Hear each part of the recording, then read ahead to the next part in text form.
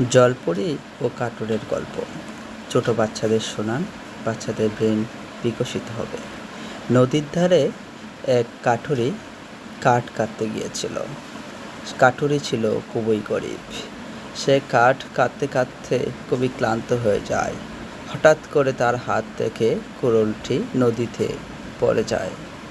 কাঠুরি তো দুশ্চিন্তাগ্রস্ত হয়ে যায়। নদীতে দেখতে পায় একটা কুমির। কাঠুরে আরও ভয় পেয়ে সে কাঁদতে লাগলো। সে নদীতে নামলো না। কিছুক্ষণ পর এক নদী থেকে জলপরি উঠে এলো। সে বলল, কাঁদছো কেন ভাই? কি হয়েছে তোমার? বলল, পরি, আমার কুড়োলটি নদীতে পড়ে গেছে। এই জন্য কাঁদছো? দেখো, আমি তোমার কুড়ালটি এখনই এনে দিচ্ছি, তুমি আর কান্না করবে না। এই বলে পরি ডুব দিল। প্রথম ডুবেই সে একটি সোনার কুড়োল উঠালো এবং বলল, এই কুড়োলটি কি তোমার? সে বলল, কাঠুরে সৎ ছিল। সে বলল, না, এই কুড়োলটি আমার না। তারপর জলপরি বলে আবারও একটি ডুব দিল। তারপর একটা রূপোর কুড়োল ওঠালো এবং বলল, দেখো, এই কুড়ালটি কি তোমার? ভালো করে দেখো। সৎ কাঠুরি বলল, না, এই কুড়ালটি আমার না। এ বলে আবারও ডুব দিল। তখন তার নিজের কুড়ালটি নিয়ে আসলো আর বলল, এই লোহার কুড়ালটি কি তোমার? সে হেসে বলল, হ্যাঁ, এটি আমার। পরে জলপরি শুনে খুশি হলো। খুশি হয়ে বলল, তোমার মধ্যে অনেক সততা। এই সততার পুরস্কার হিসেবে তোমাকে আমি 3টি কুড়ুলই দিলাম।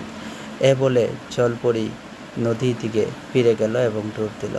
এ থেকে কি বুঝতে পারলেন?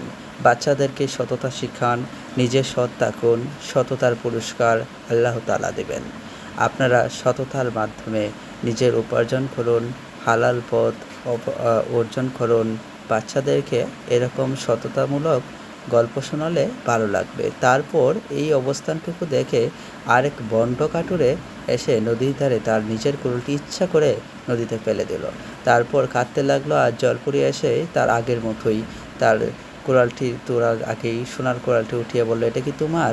লোভী কাঠুরে দেখে বলল, হ্যাঁ, এই কুড়ালটাই আমার। শুনে জলপরি রাগে টুপ করে নদীতে ডুব দিল।